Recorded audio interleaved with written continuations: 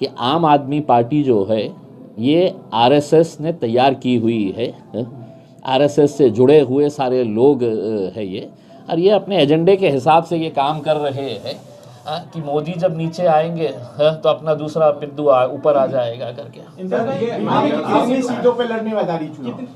आपकी पार्टी का दिल्ली चुनाव में मुद्दा क्या होगा? क्योंकि आम आदमी पार्टी का उसका बिजली, पानी, स्वास्थ्य, एजुकेशन है, बीजेपी का अपना एजेंडा है। आप नहीं, एजेंडा नहीं है।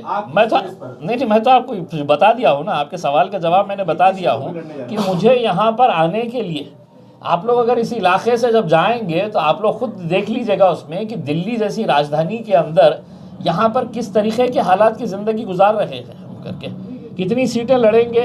ये हमारे शोएब जमाई साहब है, सदर है, उनकी एक टीम है, वो जैसे जैसे अपने उम्मीदवारों को शॉर्टलिस्ट करेंगे, बताएंगे हमें, उसका हम सर्वे करेंगे और सर्वे करने के बाद डिसाइड करेंगे। इम्तियाज साहब, ये ओखला विधानसभा की ये सीट से आप किस कैंडिडेट को उतारने की कोशिश कर रहे हैं? अभी तक भी उतारेंगे?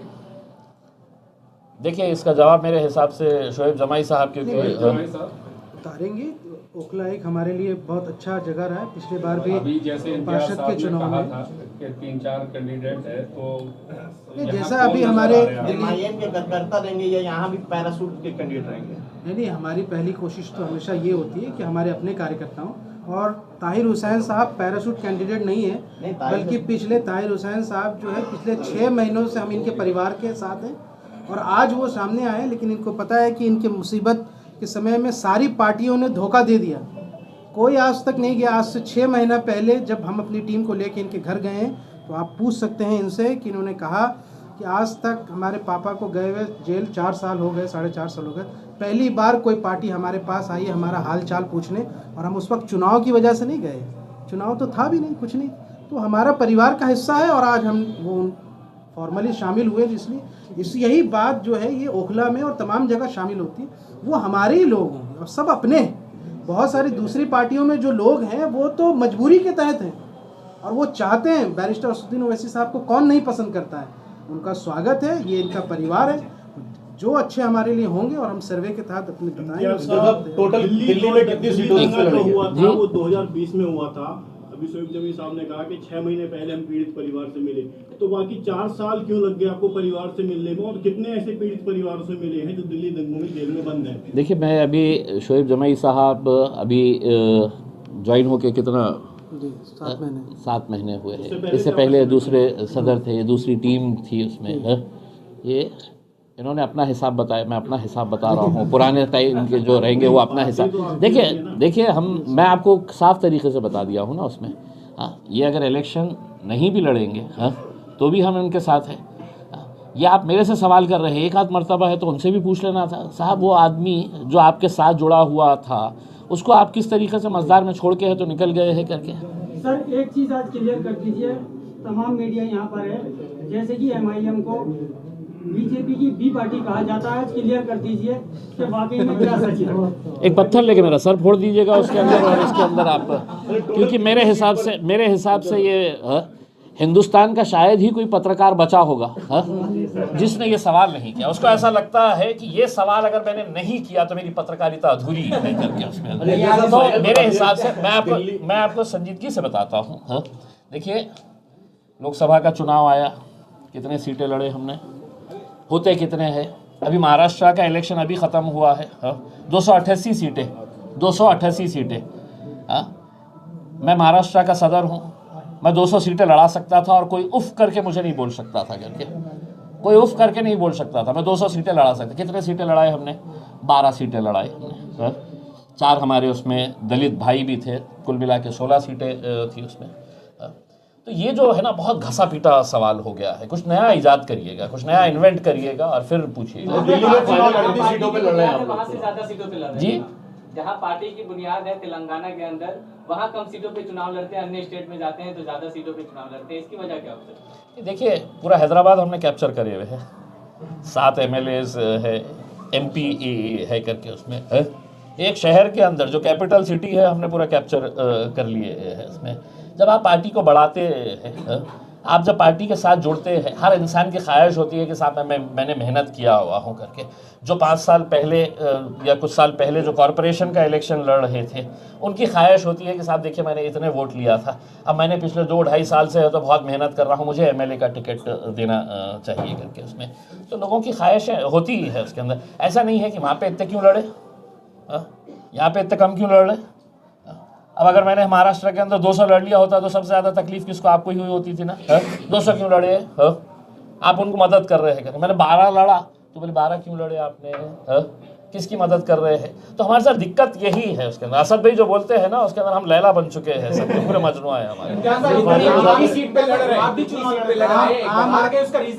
आम आदमी पार्टी खुद अलग अलग स्टेट में, गुजरात जहाँ उनका कोई जनाधार नहीं, बिहार में, उत्तर प्रदेश में, हरियाणा में चुनाव लड़ती है, जहाँ उनको 1.5% भी वोट नहीं मिलता है, नोटा से कम वोट मिलता है। वो किसकी बीजेपी टीम है ये आप तय कर लीजिएगा। उसके बाद टोटल कितनी सीट पर लड़ा, इसका सब आप पर भारी है। जिस तरह सर्वे हुआ फिर अजमेर का नंबर आया, इस पर लगातार जो है सबसे बड़ा मुद्दा बनकर उभर रहा है। आपकी पार्टी क्या मस्जिद शहीद कर देगी? जी मैं देखा हूँ, मस्जिदों पर लगातार हो रहे सर्वे पर आपका आवाज जो है वो उत्तर प्रदेश में क्यों नहीं गूंज रही है? नहीं देखिए, मुझे तो, हमको सबको यह ऐसा लगता था कि भगवान मंदिरों में बसते हैं करके। ये हमने हमेशा से ये सुना है, देखा है कि भगवान मंदिरों में बसते हैं करके। लेकिन हुकूमत जब से आई है वो मस्जिदों में ढूंढ रही है कि हर मस्जिद के नीचे उन्हें एक मंदिर नज़र आ रही है करके। देखिए, अगर कायदे क़ानून, मजाक अपनी जगह के ऊपर, लेकिन कायदे क़ानून को अगर देखेंगे कि 1947 के अंदर हमने क्या एग्रीमेंट तैयार किया था कि हम किसी भी रिलीजियस प्लेस को हम हटाएंगे नहीं करके। और ये भी शरारत के अंदर देखिए, इसके अंदर अदालत की कैसी शरारत है करके, आप ये भी दोबारा देख लीजिएगा करके। कोई भी सड़क चलता हुआ आदमी जा रहा है और कह रहा है कि साहब इसके नीचे है तो कुछ तो भी मिलने वाला है करके, खोदो, तो खोद रहे हैं करके। अब मैं उनको बोलने वाला हूँ कि साहब पार्लियामेंट के नीचे आप देखिए, खोद के देखिए, आप बहुत सारी चीज़ें मिलने वाले हैं करके। खोदते याचिका डालिए, याचिका डालिए, ये बोल नहीं, इतनी बेवकूफ़ी हम नहीं करते। कोई ना कोई तो एक रिकामा रहेगा उनके, उसमें ही उनको ही कर डालेंगे। उनको बड़ा आजकल खोदने में मज़ा आ रहा है कि कहीं तो भी कुछ तो भी खोदेंगे तो निकलेगा। कितनी सीटों पर दिल्ली में, देखिए कितनी सीटें रहेगी। देखिए, इलेक्शन का जो माहौल तैयार होता है उसमें एक मरतबा इलेक्शन जैसे जैसे करीब आता है, बहुत सारे बदलाव होते हैं उसमें। हमने अपने तौर के ऊपर जो सर्वे किए हैं अभी तक, हमारे शोएब जमाई साहब, उनकी पूरी टीम ने जो सर्वे किया है, उन्होंने हमको एक लिस्ट बताई है कि साहब ये हमारे लिए स्ट्रॉन्ग एरियाज़ हो सकते हैं, ये हमारे लिए स्ट्रॉन्ग कैंडिडेट्स हो सकते हैं करके। आज शुरुआत करें हैं उसके अंदर, एक ही उसके अंदर अगर हर चीज़ बोल डालेंगे तो इतने सारे आएंगे कहाँ से। पूछिए आप। ताहिर हुसैन का परिवार आपके साथ मौजूद है, जो मीडिया साथी पूछना चाहते हैं, आप उनके बेटे से सवाल। क्या पोजीशन है अभी ताहिर हुसैन साहब की? केस किस हाल में है? क्या वो बाहर आ पाएंगे? क्या अगर वो अंदर रहेंगे तो आप कैसे उम्मीद कर रहे हैं कि मुसलमान कल हाईकोर्ट में मैटर है, बिल्कुल हाल सही हो जाएगा? क्या आप जो है अपने लोगों से कहेंगे कि ऐसी बातें नुमाइंदगी वहीं पर करनी है मुस्तफाबाद में? देखिए, हमें देश की न्याय व्यवस्था पर और भारत के कानून पर पूरा भरोसा है कि हमको अदालत से इंसाफ ज़रूर मिलेगा। और हमें अभी तक 9 केस में बेल मिल चुकी है और एक FIR हमारे ऊपर जो थी वो रद्द हो चुकी है। बाकी 3 केस बचे हैं, उनमें भी बहुत जल्द मिल जाएगी। आम आदमी पार्टी ने आपका साथ छोड़ दिया था, उसके बाद क्या हाल रहा आपका, और आम आदमी पार्टी को लेकर आप क्या कहेंगे? देखिए, जो उम्मीद हमें पार्टी से थी, केजरीवाल साहब से हमें जो उम्मीद थी, लेकिन उन्होंने हमें धोखा दिया और उन्होंने एकदम हमारा साथ उस पर छोड़ा, तो उसकी वजह से हमारे ऊपर बहुत सारी परेशानियाँ आई थी। आपके वालिद साहब तो जेल में हैं, लेकिन चुनाव को लेकर के कैसी रणनीति होगी?